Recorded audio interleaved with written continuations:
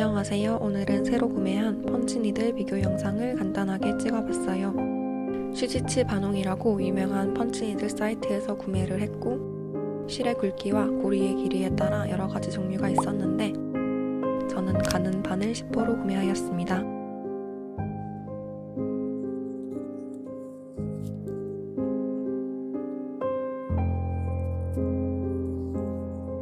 이 제품의 장점은 와이어 없이 실을 바로 끼울 수 있어 시간이 단축되고 포장이 고급스러웠고 나무 소재와 음각으로 새겨진 로고가 예뻤어요.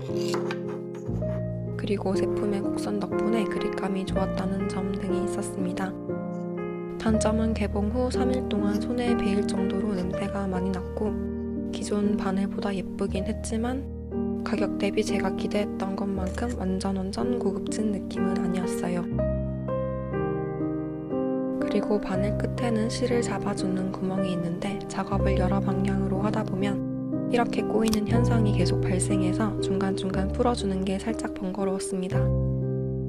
이렇게 되면 반대편의 고리가 제대로 안 생길 수 있어요. 그리고 이건 바늘 길이가 짧고 얇아서 그럴 수도 있지만 저는 SKC 펀치니들에 비해 손에 익히는 시간이 더 오래 걸리더라고요.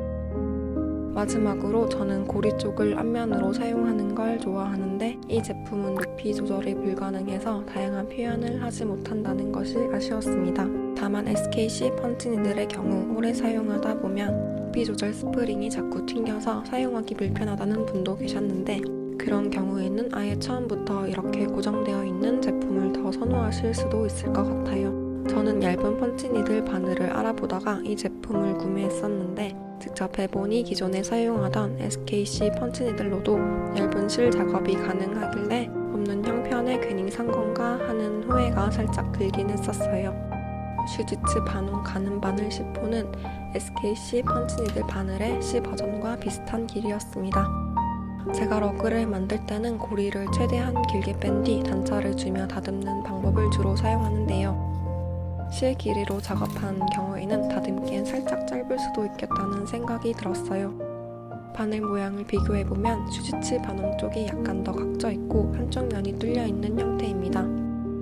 쿠팡에서 2-3mm 굵기의 실을 구매해서 비교 영상을 찍어봤어요.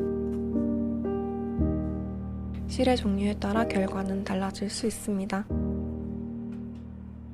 여태까지 쓰던 실에 비해 실의 두께가 훨씬 더 얇음에도 불구하고 SKC 바늘로도 별 무리 없이 작업이 잘 됐습니다. 직접 바늘을 찔러보니 SKC 바늘은 가끔 원단이 뜯기듯이 들어갔고 장시간 사용한 경우 다음날까지 손목이 뻐근했는데 슈지츠 반홍의 경우 그런 현상이 없었습니다.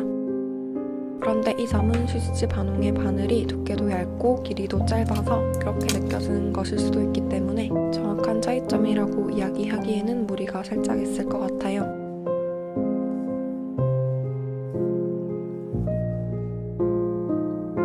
만들어진 고리를 비교해보면 외관적인 차이는 거의 없지만 바늘의 굵은 쪽의 구멍이 살짝 크게 뚫린 것 정도는 확인해 볼 수 있었습니다.